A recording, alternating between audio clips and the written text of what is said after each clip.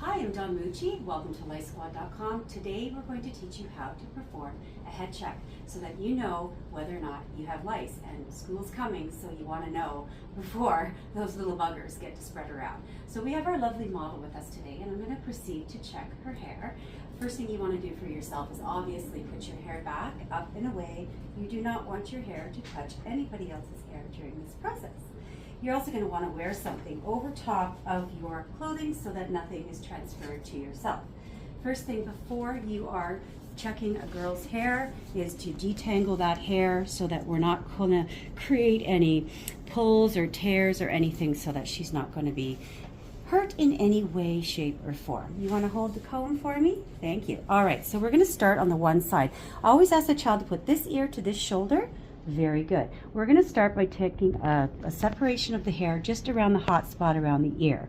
You're going to separate and you're going to look along the scalp, up and down the hair shaft. And you're going to do that all the way through the hair, all the way around this one hot spot. And you're going to check looking up and down for lice and lice eggs, and if you see anything, then that's going to be automatic for you to go, okay, well, we now need to determine what type of treatment we're going to be doing on this individual. So as you can see, I'm just taking, 1/2 inch to 1 inch sections, and I'm going all the way down throughout this hot spot, looking for the little brown eggs. Now, misconception is lice eggs are white. They're never white. They're always brown, and they're always attached to one side of the hair shaft on an angle, and they do not move. So once you've gone through this section and you don't find anything, you ask the child to put their head straight, and then you ask them to look down toward their toes. Thank you. And then you're going to do the same thing throughout this portion of the other hot spot, which is the nape of the neck. And you're going to be taking your stick and you're going to be creating a 1/2 inch to 1 inch section, little spot where you're actually looking along the whole hair shaft, up and down, to find if you see any eggs or any of the lice themselves crawling throughout the hair. Now, Mom, who's with us today, did a really good job of combing out her daughter prior to coming to us, because I am not seeing a lot of eggs. I was hoping to kind of find some stuff so I could show you exactly what we're looking for and what you're looking for when you're doing an inspection at home. I'm just going to pause and show you something. Glasses that light up, and you can see them here. These are really handy to help us see. Now I'm going to show you something. If you can get close in here, you see these little white things? You see that little white thing? Mm-hmm. That's what we call a DEC plug or a hair cast. A lot of people think those are lice eggs. It's actually a white hair debris, and it slides on the hair shaft, as you can see. It slides. Those are not lice eggs. Most people misdiagnose lice when they see these things. So that's just a little lesson on a pseudo-knit, or what is not a lice egg. So we're going to keep going through this section, 1 to 2 inch sections, and not seeing anything, which is fantastic. Okay, now we ask the child to look up. Now put this ear to this shoulder, and we're going to do the exact same thing. You can come around here on this side. And so on this side, we're just going to go through, and we're going to look for any little brown lice eggs or lice crawling in the hair throughout this whole entire hot spot. The whole time should be about 2 to 3 minutes per person to check thoroughly through a head. And if you don't see anything visual, but you're still suspecting that there may be lice, you can do what we call as a wet combing or a dry combing.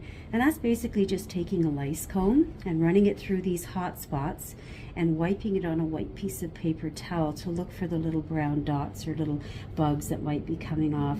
I am not seeing anything in her hair, which is fantastic. So we're going to conclude that this child doesn't have lice, but we are going to do a comb through. Pause. Secondary measure, you can do a wet combing, which basically is you're going to spray a little bit of water around the hot spot area, and then you're going to take a really good quality lice comb and you're going to pass it through that section, about 7 to 10 passes. And when you're doing this section, you want to make sure the hair is passing through the center of the comb. So that's where the best tolerances are. And after about 7 to 10 passes on that 1 to 2 inch section, which is the width of the comb, you're going to wipe it onto the white paper towel and look for any dark spots, which would indicate lice eggs or the bugs themselves. So you can continue on through this whole area, which is commonly known as one of the major hot spots for lice. And after about 7 to 10 passes, you're going to wipe that and you're going to look again, see if you found any eggs or any bugs.